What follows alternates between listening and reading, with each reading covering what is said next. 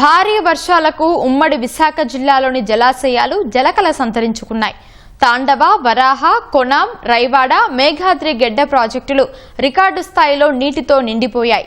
రైతులు 2 పంటలు సాగు చేసేందుకు వీలుగా చివరి ఆయకట్టు వరకు పుష్కలంగా నీరు అందిస్తామని అధికారులు తెలిపారు.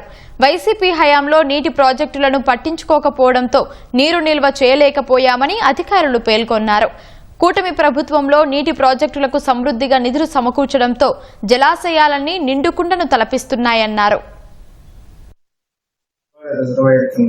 15,350 ఎకరాలు పుష్కలంగా చివరాయి కట్టు వరకు నీరెళ్తుంది. గత ప్రభుత్వంలో ₹1 కూడా తట్టడం మట్టి తీయలేని పరిస్థితిలో కూటమి ప్రభుత్వం వచ్చిన తర్వాత చంద్రబాబు నాయుడు గారు ప్రభుత్వంలో అన్నిటికీ కూడా సమృద్ధిగా నిధులు ఇవ్వడం వల్ల రైతులందరికీ పుష్కలంగా నీరిస్తున్నాం.